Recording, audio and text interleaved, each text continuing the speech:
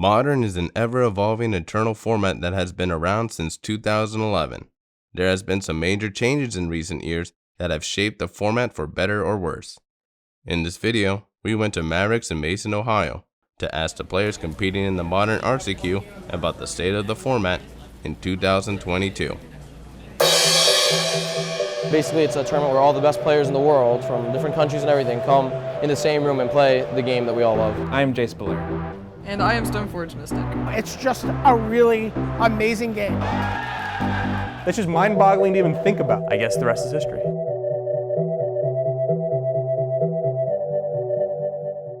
I think there's a good diversity in Modern. I think there's a lot of powerful decks. Like, there's probably 15 or so decks that are all within reach of a tournament win. The diversity of decks possible that you can play and still be competitive is a big draw to Modern for me.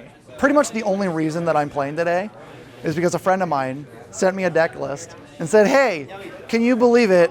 Somebody went 4-1 in a Modern tournament online with Wild Nakatl in it. And my eyes just lit up. Looking around the top tables, you're seeing a lot of different decks represented. People even playing some wackadoo stuff with like serum powders and, you know, people getting wild out there. And it's fun that there exists this huge diversity of decks that are all existing at this like very high power level. On October 10th, Wizards of the Coast announced the banning of Yurion, a legendary creature with the companion mechanic from Ikoria. The reason was mainly due to Yurion's requirement to play a deck with 80 or more cards. This made operating a larger deck difficult when competing in a match with a limited amount of time, especially when there's a lot of shuffling involved, which occurs often in a format like Modern. I think it was a good decision in general. I am still of the opinion that Companion itself should just go. It was clear that 4-color Blink, or whatever you want to call it, was taking up not only a large percentage of the winner's metagame in paper tournaments, but also a large portion of the gameplay clock. The reasons that they laid out, which were mostly for like physical dexterity reasons, you know, I think that's covering up a lot of the real issues, that it's more just a time waster. I think they did a lot of the same things with like Second Sunrise, any kind of eggs thing. So I think it was a good start. This tournament seems to have been going pretty quickly in terms of pace of play. The previous round 3 actually ended before time, which I don't think would have happened if Yurion was still legal. I'm happy to see it go overall, and I think it's healthy, but you know, there are still problem cards in Modern that offer like a huge power level, and Yurion wasn't the only one. I think Ren and 6 is the real problem, if I'm going to be honest. I think that Planeswalker, with a lot of cards that get banned, and Planeswalkers in general, has loyalty issues, but I think it's a step in the right direction. I'm happy to see it gone. Modern Horizons and its second installment brought in a lot of powerful cards, maybe too powerful. Because these cards see play in almost every deck, it has left a sour taste on some longtime fans. We asked the players why that is, and if sets such as Modern Horizons are even good for the format. Modern Horizons, and to a much bigger extent, Modern Horizons 2 did power creep the hell out of the format, but it did succeed in making it more diverse. I think the Horizon sets, you know, really spice up the format, because when a standard set comes out, you know, it's maybe 2-3 cards, Beseiju here, you know, Ledger Shredder there, or Leyline Binding, something small. The Horizon sets, you see 20-30 cards come into the format, and you have like completely new archetypes created. It's a very healthy meta. We've got a lot of diversity, but at the same time, every single one of those decks is playing Modern Horizons 2 cards. Previous iterations of Modern I found to be much more linear than Modern is as it currently exists. You know, like back in the Affinity, ad nauseum days, there was really just, you know, this sort of 2 ships passing in the night. That was the big thing that a lot of commentators like to say, you know, where it got 2 ships passing in the night.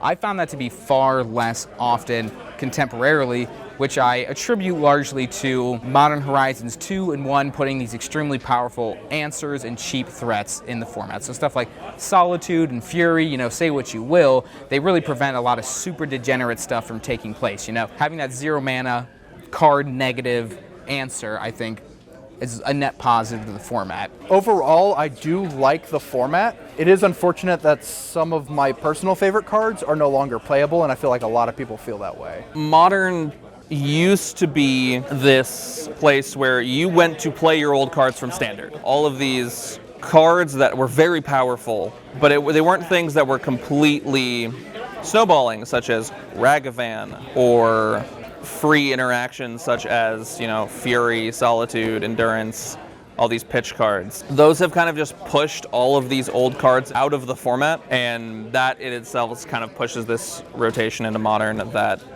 Modern is never supposed to have. It was supposed to be, okay, 8th edition, forward.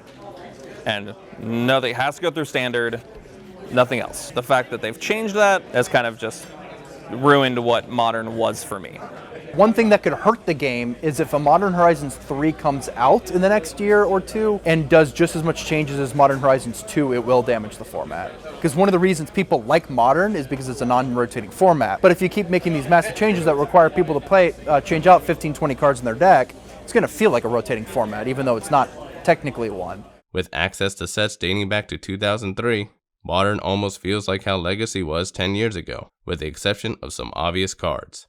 However, unlike Legacy, Modern has no reserve list cards, which means any card legal in the format could be reprinted. This makes a long-term outlook for Modern really good.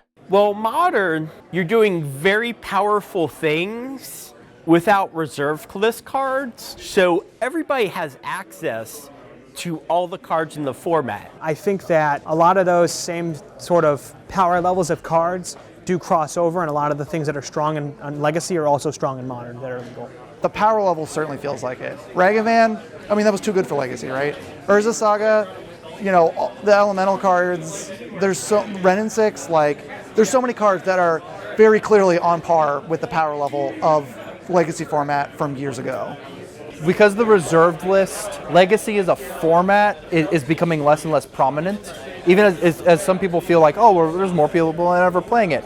It's becoming less prominent because and it will continue to do so because it's never getting support. And Modern, it feels like it's taking over Legacy's spot as the old Eternal format. And with the increase in Pioneer's popularity, it's coming in as the new Modern format. And then there's Standard. Most everything is in budget, so once you have a card, there's no reason to buy and sell cards unless you're trying to change decks, You have a deck, it's good for at least 3 or 4 years, and it's a great idea how to invest your money in Magic.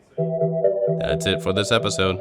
However you feel about the format and its Modern Horizon sets, Modern is in a good place in 2022. But who knows?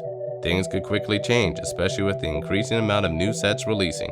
So we'll come back next year to look at the state of the internal format again. Thanks for watching Inside the Deck. We'll have more episodes in the coming weeks, so please subscribe and share our videos. Hope to see you again.